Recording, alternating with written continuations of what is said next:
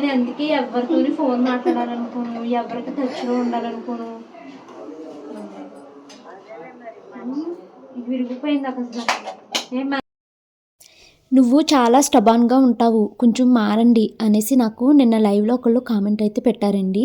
అవును, నాకు తెలుసండి, నేను చాలా మొండిగా మారిపోతున్నాను అనేసి. అలా మారడానికి కూడా చాలా రీజన్స్ ఉన్నాయి, అవన్నీ వ్లాగ్లో మీతో చెప్తాను.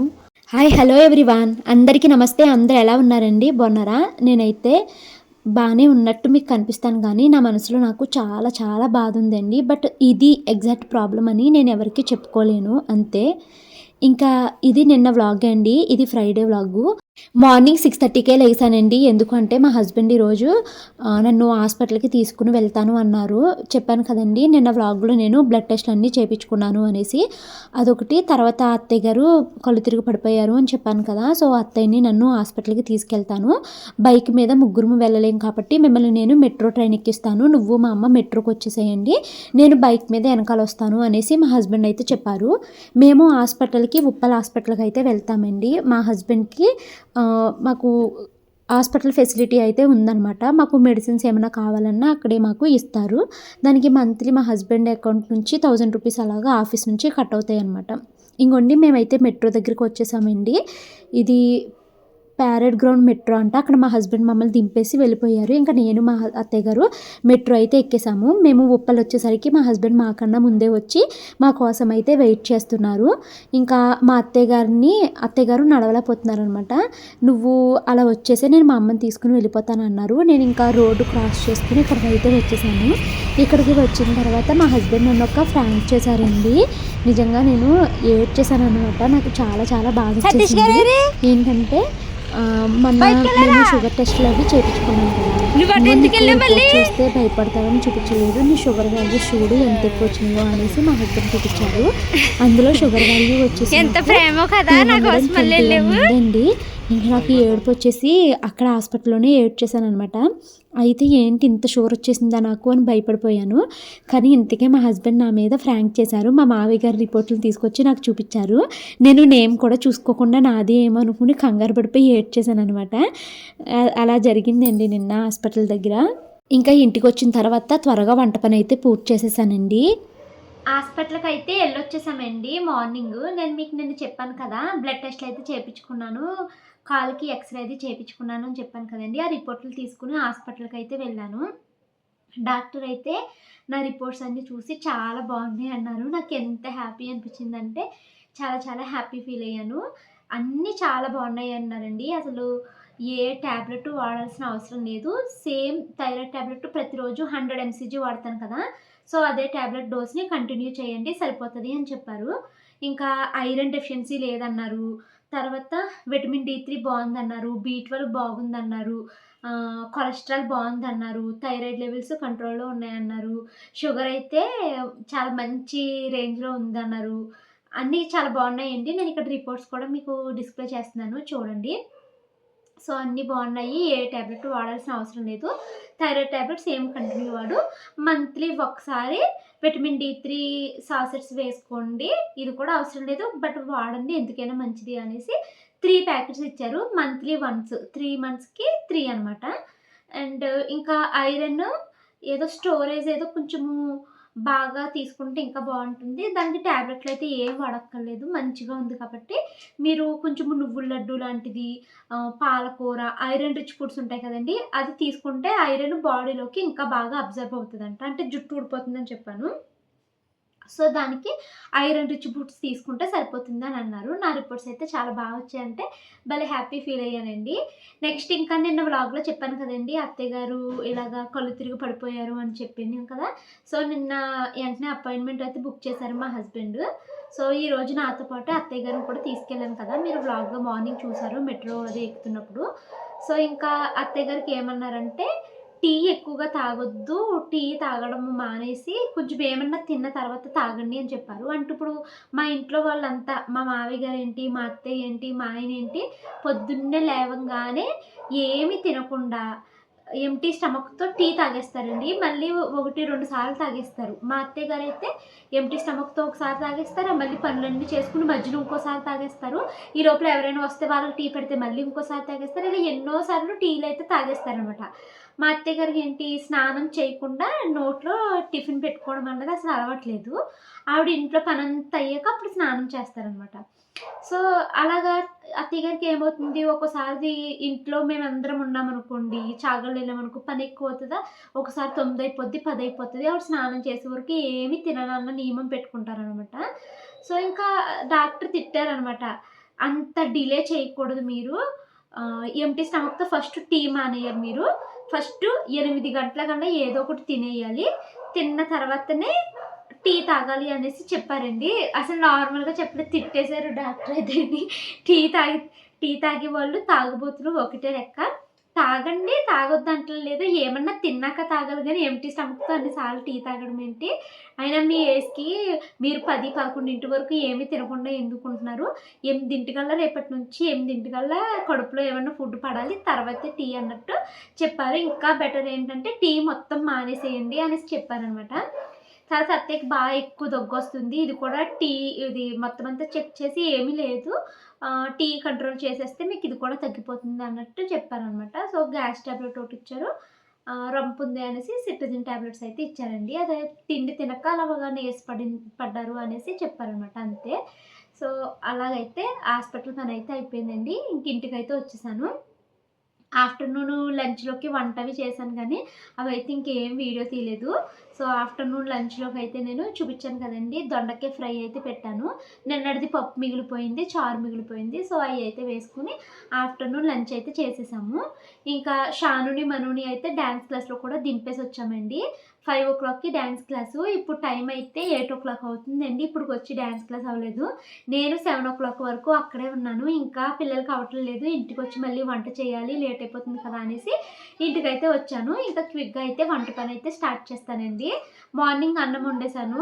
మార్నింగ్ అన్నం వండాను కదా! దొండకాయ ఫ్రై పెట్టి. దొండకాయ ఫ్రై అయిపోయింది కానీ అన్నం అయితే ఉన్నదనమాట. ఇంక ఈరోజు ఎలాగో ఫ్రైడే కదా! అత్తయ్య గారు టిఫిన్ తింటారు. మావయ్య గారు ఎలాగో నైట్ టిఫినే తింటున్నారు. ఇంకా మా కోసం మళ్ళీ అన్నము, మావయ్య గారి కోసం చపాతీలు ఇవి చేయడం ఇన్ని పని ఎక్కువైపోతుంది కదా అనేసి నేనింకా అందరికీ కలిపి చపాతీయే చేసేసుకుందాము. మార్నింగ్ మిగిలిన అన్నం ఏమన్నా పెరుగులో ఏసుకొని తిందాము అన్నట్టు ఇంకా అందరికీ కలిపి చపాతీ అనమాట. అత్తయ్య గారు నేనొచ్చేసరికి పప్పయితే రుబ్బేశారండి. చపాతీ పిండి అత్తయ్య గారు కలుపుతానన్నారు. ఇంక నేను కూరైతే వండేస్తాను. చిక్కుడుకాయ కూరైతే వండుదాం అనుకుంటున్నాను. ఇంట్లో చిక్కుడుకాయలు, బెండకాయలు, టమాటాలు, బంగాళదుంప ఇవే ఉన్నాయి. ఇంకా చిక్కుడుకాయలు కూరైతే వండేస్తాను. చపాతీలోకి బావుంటది కదా! సో, ఇంకిప్పుడు ఆ పనైతే స్టార్ట్ చేస్తానండి. తర్వాత కాలు ఇది నొప్పొస్తుంది అని చెప్పాను కదండీ! డాక్టర్ దానికోసం ఏమన్నారంటే, అసలు ఏమీ లేదు, చాలా బావుంది. ఎక్స్‌రే అంతా బా వచ్చింది. కొంచెం ఎక్కువగా నిలబడి నుంచుని చేసే పనులు చేయొద్దు. ఆ కాలు మీద కొంచెం బరువు తగ్గిస్తే అది కూడా సెట్ అయిపోతుంది. చెప్పులు మార్చండి మెయిన్ మీరు. చెప్పులు మారిస్తే ఇంక అంతా నార్మల్ అయిపోతది అన్నారు. అంతేనండి. సో, ఇంకా వంట పనైతే స్టార్ట్ చేస్తాను. పిల్లల్ని డ్యాన్స్ క్లాస్‌లో దింపేసి ఇంకా నేను వంట పని అయితే మొదలు పెడుతున్నానని చెప్పాను కదండీ! చిక్కుడుకాయలు అయితే ఆఫ్టర్‌నూన్ అత్తయ్య గారు ఒలిచేసి ఉంచేశారు. ఇంకా నేను పిల్లల్ని డ్యాన్స్‌లో దింపి అక్కడ ఒక 2 అవర్స్ వెయిట్ చేసి ఇంక ఇంటికైతే వచ్చేసాను. వాళ్ళకి ఇప్పుడప్పుడు అయ్యేలాగా లేదు. మళ్ళీ ఇంటికొచ్చాక నేనే వంట చేయాలి, లేట్ అయిపోతది అనేసి ఇంటికొచ్చాను. ఈ లోపల అత్తయ్య గారు అయితే పప్పు అయితే రుబ్బేసి చక్కగా పక్కన అయితే పెట్టేశారనమాట. పిండి అది కలిపేసి. ఇంకా తర్వాత అత్తయ్య గారు మీరు చపాతీ పిండి కలిపేయండి, నేను క్విక్‌గా కూర అయితే వండేస్తాను అనేసి కూర వండడం అయితే స్టార్ట్ చేశానండి. ఉల్లిపాయలు అయితే కట్ చేసుకుంటున్నాను. నువ్వు చాలా మొండిగా అయిపోయావు అనేసి అంటున్నారండి. అవును, నేను చాలా మొండిగా అయిపోయానండి. అలా మొండిగా అవ్వడానికి కారణం కూడా నా చుట్టూరు ఉన్న మనుషులే అనమాట. వాళ్ళ వల్లే, వాళ్ళ మాటలు, వాళ్ళ ప్రవర్తన, వాళ్ళు చేసే నమ్మక ద్రోహం ఇవన్నీ నన్ను చాలా మొండిగా మార్చేసాయండి.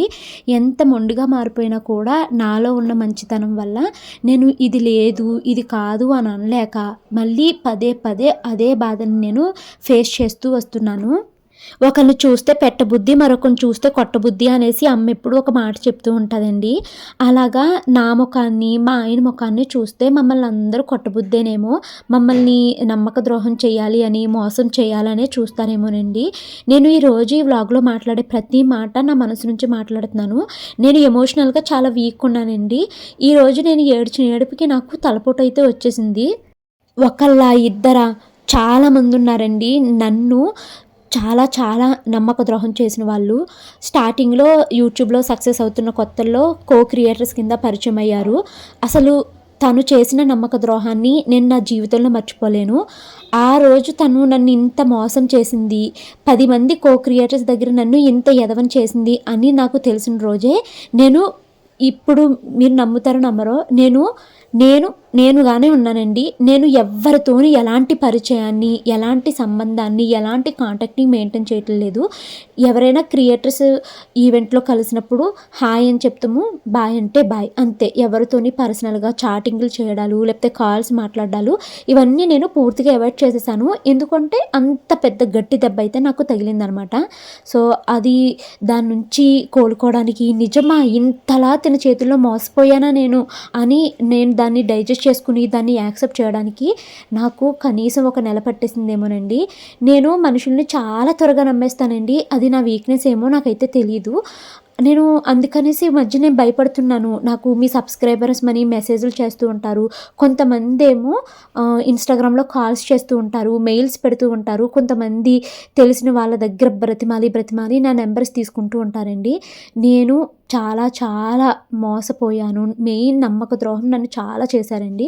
సో, అందుకనేసే నేను ఎవ్వరితోని పరిచయాలు పెంచుకోవాలి అనుకోవట్లేదు. ఎవరితోని నేను మాట్లాడాలి అనుకోవట్లేదు.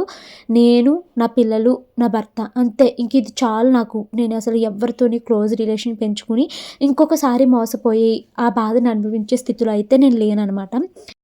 నా వ్లాగ్‌లు, నా యూట్యూబ్ సిరీస్‌లు ఇవన్నీ మీరు స్కిప్ చేయకుండా చూసుంటే నేను ఒక మాటని చాలా సార్లు అయితే రిపీట్ చేశానండి. హస్బెండ్‌కి వచ్చే సాలరీకి మన సాలరీ ఒక 2000, 3000, 5000, 10,000 ఎంతో కొంత తోడయింది అనుకో, అది మనకి చాలా చాలా హెల్ప్ అవుతది అని మీకు నేను చాలా సార్లు చెప్పాను. అలాగే ఇది కూడా చాలా సార్లు చెప్పానండి. నా లైఫ్‌ని 2 పార్ట్‌ల కింద డివైడ్ చేయొచ్చు. ఒకటి యూట్యూబ్ ఛానల్ సక్సెస్ అవ్వడానికి ముందు, ఇంకొకటి యూట్యూబ్ ఛానల్ సక్సెస్ అయ్యి నేను ₹1 సంపాదించిన తర్వాత అనేసి 2 పార్ట్స్ కింద డివైడ్ చేయొచ్చు. యూట్యూబ్ ఛానల్ సక్సెస్ అవ్వడానికి ముందు నా హస్బెండ్ ఇన్‌కమ్ మాత్రమే ఉండేది. ఆ ఒక్క ఇన్‌కమ్‌నే మేము చాలా వాటికి డివైడ్ చేయాల్సి వచ్చేదనమాట. ఇంకా అందులో మా సరదాలు, సంతోషాలు లేకపోతే హెల్తీ ఫుడ్డు ఇలాంటి చాయిస్ అయితే ఉండేది కాదు. ఆ టైంలో నేను, నా హస్బెండు ఎలా ఆ సిట్యుయేషన్‌ని క్రాస్ చేశామన్నది నా హస్బెండ్‌కి, నాకు మాత్రమే తెలుసండి. అది నేను మీకు ఎన్ని సార్లు వ్లాగ్‌లో చెప్పినా ఏముంది గవర్నమెంట్ జాబే కదా అని అనిపించొచ్చేమో. బట్ ఆ టైంలో మేమిద్దరము ఎలా ఆ డేస్‌ని క్రాస్ చేశాము అన్నది ఇప్పటికీ మేము గుర్తు చేసుకుంటూనే ఉంటామండి. అయితే ఆ టైంలో ఒక ₹100 దేనికైనా ఖర్చు పెట్టాను అనుకోండి. ఒకవేళ నేనేమన్నా ఒక వస్తువు కొనుక్కొని తెచ్చుకున్నాక, "ఏంటి భవాని ఈ వస్తువు ఇంత రేట్ పెట్టేసావా? వేరే షాప్‌లో ₹10, వేరే షాప్‌లో ₹50, వేరే షాప్‌లో ₹70 అని అన్నారనుకోండి. అయ్యో! నేను ఆ వస్తువుకి ₹50 ఎక్కువ ఖర్చు పెట్టేశానా అనేసి ఆ ₹50 కోసము 10 రోజులైనా ఫీల్ అవుతూ ఉండేదాన్నండి. ఎందుకు అంటే అప్పుడు నేను రూపాయి సంపాదించేదాన్ని కాదు. మా హస్బెండ్ సాలరీలో ఒక ₹50 నేను వృధాగా ఖర్చు చేశాను అంటే ఆ పెయిన్ నాకు చాలా ఎక్కువగా ఉండేదనమాట. కానీ ఎప్పుడైతే నేను వన్స్ యూట్యూబ్ ఛానల్‌లో సక్సెస్ అయ్యి నేను ₹1 సంపాదించుకోవడం స్టార్ట్ చేశానో అప్పుడు నా లైఫ్ ఒక కాయిన్‌కి 2 వైపులైతే ఒక వైపంతా మేము ఎంతో హార్డ్ డేస్‌ని గడిపితే కాయిన్ ఎప్పుడైతే తిరగబడిపోయిందో అప్పుడు మా లైఫ్ చాలా బాగా ఉంది అని చెప్తానండి. అంటే ఇప్పుడు మేము కోట్ల ఆస్తిని సంపాదించేసామని అనట్లేదు. హస్బెండ్ సాలరీకి వైఫ్ సాలరీ ఒక 5,000, 10,000 తోడైతే ఆ చేంజ్‌ని మనము క్లియర్‌గా చూడొచ్చు. సో, అలాగా నేను సంపాదించడం మొదలుపెట్టుకున్న తర్వాత నాకు వచ్చిన సాలరీ మొత్తాన్ని నాకు కావాల్సిన విధంగా నేను ఖర్చు పెట్టుకుంటున్నాను. అంటే నాకు ఏమన్నా ఒక మూవీకి వెళ్ళాలని ఉంటే మేము వెళ్తున్నాము. లేదా నాకు ఏదైనా ఒక వస్తువు పిల్లలకి కొనాలి అనున్నా నేను ఆలోచించకుండా కొంటున్నాను. ఇప్పుడు ఏది కావాలన్నా అది నేను స్వతంత్రంగా భయపడకుండా మేమిద్దరము ఖర్చు చేయగలుగుతున్నాము అంటే అది నా సాలరీ ఎంతో కొంత హెల్ప్ అయింది అనేసి మేమిద్దరము చాలా సార్లయితే అనుకుంటూ ఉంటామనమాట. అయితే ఆ టైంలో యూట్యూబ్ ఛానల్ సక్సెస్ అవ్వడానికి ముందు నేను ఏమన్నా ఒక రూపాయి ఎక్కువ ఖర్చు పెడితే చాలా ఫీల్ అయ్యేదాన్నండి. ఎంత ఫీల్ అయ్యేదాన్నంటే ఆ రోజు మొత్తం ఒక 2, 3 రోజులు నా మనసు డిస్టర్బ్ అయిపోయేదనమాట. అయ్యో! అనవసరంగా ఖర్చు పెట్టానే, అయ్యో! అనవసరంగా ఖర్చు పెట్టానే అనేసి. సో, మనసు ఇద్దరికీ దిగులు పడిపోతూ ఉండేది. ఆ స్టేజ్‌ని ఎప్పుడైతే నేను కూడా సంపాదించడం మొదలుపెట్టానో, ఆ స్టేజ్‌ని మేము క్రాస్ అయిపోయాము. ఇప్పుడు ఒక 5,000 ఖర్చు పెట్టినా, 10,000 ఖర్చు పెట్టినా మేమంత భయపడట్లేదు. అదే ఇదివరకు రోజుల్లో ఒక 10,000 ఖర్చు పెట్టాలి, సడెన్‌గా ఒక ఎమర్జెన్సీ వచ్చింది అంటే, మీరెవరైనా కొంచెం 10,000 అప్పిస్తారా? మీరెవరైనా అప్పిస్తారా? అనేసి నేను అందరిని అడిగే సిట్యుయేషన్‌లో ఉండేదాన్ని. ఇప్పుడు ఆ స్టేజ్‌ని మమ్మల్ని దేవుడు గట్టెక్కిచ్చేసాడనే చెప్తాను. అది నాకు యూట్యూబ్ ఛానల్ వల్ల సాధ్యమైంది. సో, ఇప్పుడు నేను ఇవన్నీ మీకు ఎందుకు చెప్తున్నాను అన్నది కూడా చెప్తాను. ప్లీజ్ పూర్తిగా వినండి.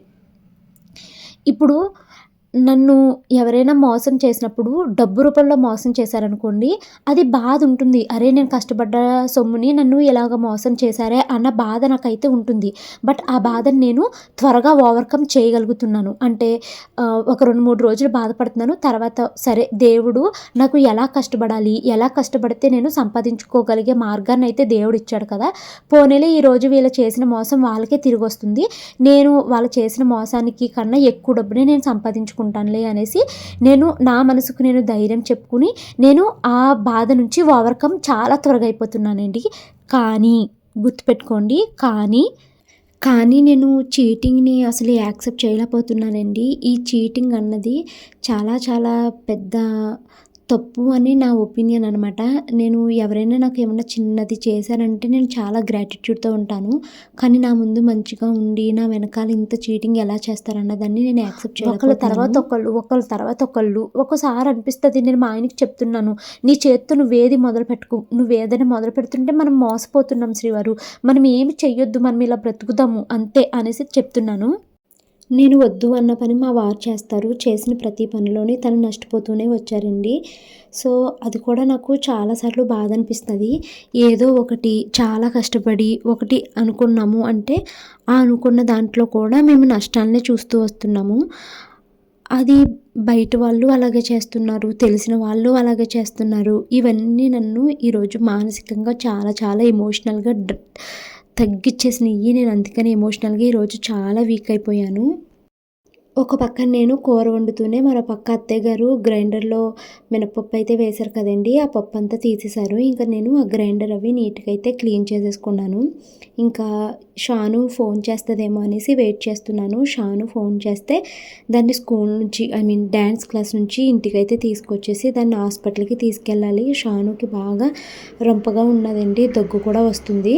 సో, దాన్ని అక్కడి నుంచి తీసుకొచ్చాక ఇంకా వంట చేసుకొని తినాలనమాట. అంటే కూర ఆల్రెడీ వండేసాను కదా! ఇంకా చపాతీలు చేసుకొని మేము తినాలి. ఇవన్నీ అయ్యేసరికి ఏ టైం అవుతుందో తెలీదు కానీ, ఈ పనులన్నీ చేసి నైట్ పడుకునేసరికి ఫుల్ నిద్రొస్తుంది. టైం అయితే 8:00 అయ్యిందండి. షాను ఇప్పుడే ఫోన్ చేసింది. డాన్స్ క్లాస్ అయిపోయింది అనేసి. సో, పిల్లలిద్దరిని రిసీవ్ చేసుకోవడానికైతే వెళ్తున్నాను. నేను పిల్లల్ని ఇంటికి తీసుకొనొచ్చి తర్వాత షానునైతే హాస్పిటల్‌కి తీసుకొని వెళ్ళానండి. షానుకి బాగా దగ్గైతే వచ్చేస్తుంది. సో, ఇంకా మళ్ళీ డాన్స్ ప్రోగ్రామ్‌లో దగ్గు రాకూడదు కదా! అందుకనేసి పిల్లలనైతే హాస్పిటల్‌కి తీసుకెళ్ళాను. ఈ లోపల అత్తయ్య, మావయ్య గారు చపాతీలైతే వేసుకొని తినేశారు. తర్వాత ఇంక నేను సంతకి వెళ్ళాను. షానుని హాస్పిటల్ నుంచి తీసుకొచ్చాక సంతకి వెళ్ళి ఒక 2 రోజులకు సరిపడా కూరగాయలైతే తీసుకొనొచ్చాననమాట.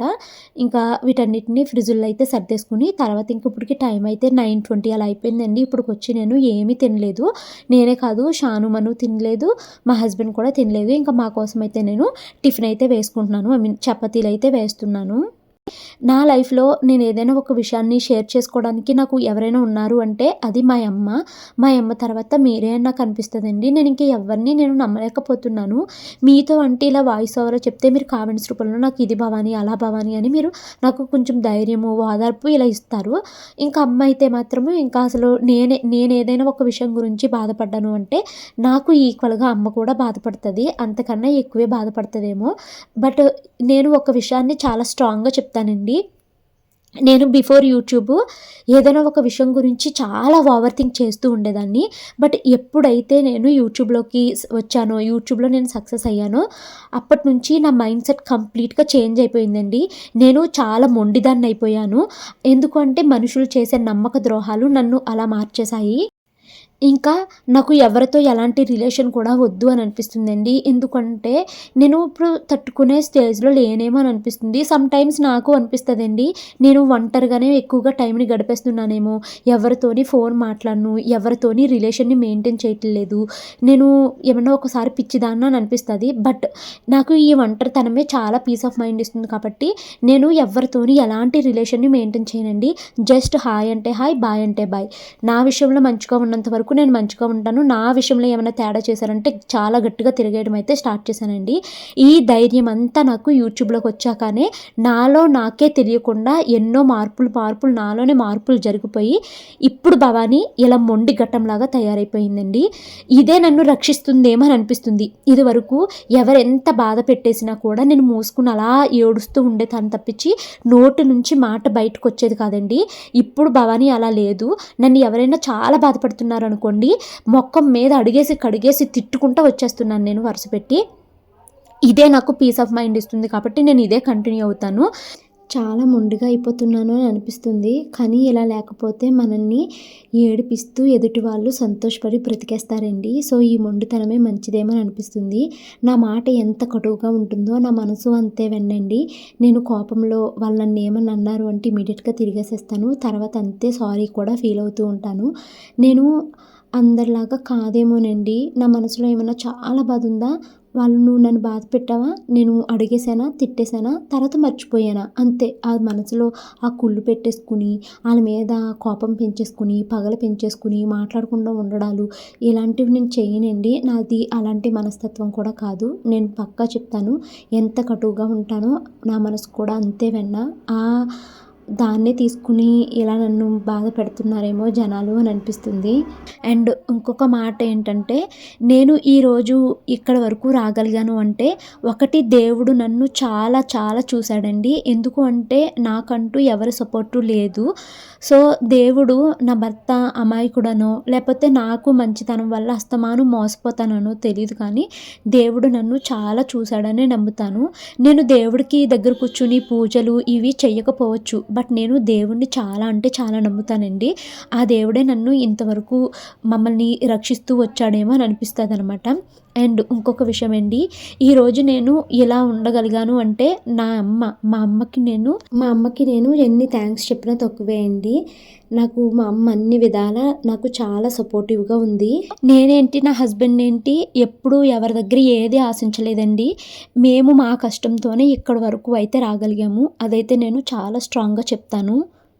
నేనెప్పుడూ నాకు ఒకళ్ళు ఇది పెట్టాలి, నాకు ఒకళ్ళు ఇది చెయ్యాలి, నాకు వాళ్ళు ఇది పెట్టలేదు, వాళ్ళు అది పెట్టలేదు అని నేనెప్పుడూ అసలు ఆ మైండ్ సెట్టే నాకుండదు. నేను ఏదైనా దేవుడిని ఒక్కటే కోరుకుంటాను. నాకు కష్టపడే మనస్తత్వాన్నివ్వి, కష్టపడడానికి ఓపికివ్వి, నా బాడీలో మంచి శక్తినివ్వి అని మాత్రమే కోరుకుంటాను. నేను ఎంతైనా కష్టపడతాను. ఆ కష్టానికి తగ్గట్టుగా నేను ఎలా ప్రయత్నం చేయాలి అన్న ఆలోచన శక్తి ఇస్తే చాలు అనుకుంటాను తప్పించి, ఒకళ్ళు నాకు తీసుకొచ్చి ఇది పెట్టేయాలి, నాకు అది పెట్టేయాలన్న మైండ్ సెట్ అయితే నాకు ఉండదు. ఇప్పుడు మీరు నా దగ్గరే చూస్తున్న ప్రతీదీ నేను కష్టపడే సంపాదించుకున్నానని చెప్తానండి. నేను చాలా గర్వంగా చెప్పుకుంటాను. ఏంటో ఇది పిచ్చిదేమో ఏంటేంటో మాట్లాడేస్తుందని అనుకోవచ్చండి. ఎమోషనల్‌గా నేను ఏ విషయం గురించి హర్ట్ అయితే ఇంతలా మాట్లాడుతున్నానన్నది మాత్రం ఆలోచించుకోండి.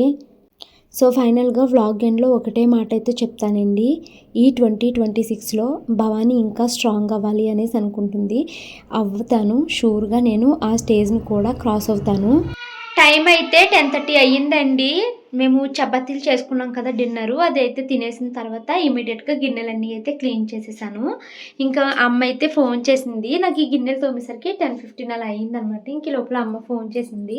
ఇందాకడ అమ్మతో ఏడుస్తూ మాట్లాడాను కదా! బెంగగా ఉంది. ఎలా ఉన్నావు ఏంటమ్మా అనేసి, నాకు నిద్ర పట్టట్లేదని అమ్మ అయితే ఫోన్ చేసి మాట్లాడిందనమాట. నేను ఎలా అంటే నాకు చాలా బాధొస్తేనే ఏడుస్తానండి. ఇంక ఏడ్చేసాక కొద్దిసేపు బాధంతా బయటికెళ్ళిపోతది. నార్మల్ అయిపోతాను. మనసులో బాధ మొత్తం వెళ్ళిపోయిందని కాదు గానీ, ఇంకా ఆ విషయం గురించి ఎక్కువగా అయితే ఆలోచించననమాట. అలా ఉంటాను. నేను బానే ఉన్నానమ్మా, నువ్వేం బెంగపడకు, పడుకో అనేసి ఇంక అమ్మతో కాసేపు మాట్లాడి ఫోన్ అయితే పెట్టేశానండి. ఇంక నేను పడుకుంటున్నాను. నాకు ఈరోజు బాగా తలనొప్పిగా అనిపిస్తుంది. అంటే బాగా ఎక్కువేమి లేదు కానీ స్టార్ట్ అవుతుంది. సో, ఇది స్టార్ట్ అవుతున్నప్పుడు పడుకున్నాననుకో బాగుంటుంది. లేదంటే ఇది ఒక్కరోజు మొదలైందంటే 1 వీక్ పాటు ఈ తలనొప్పి ఇలానే ఉంటుందండి. నేను కనీసము తలస్నానం చేశాక దువ్వాన కూడా పెట్టలేదు తలలోని. ఎందుకంటే తలనొప్పి ఎక్కువైపోతుందేమో అనేసి అలాగే వదిలేసాను ఈ తలని. సో, ఇంకైతే పడుకుంటానండి. ఈ వ్లాగ్ అయితే ఇక్కడితో ఎండ్ చేస్తున్నాను. ఈ వీడియో నచ్చితే కనుక లైక్ చేసి కామెంట్ చేయండి. Thank you so much for watching this video. By.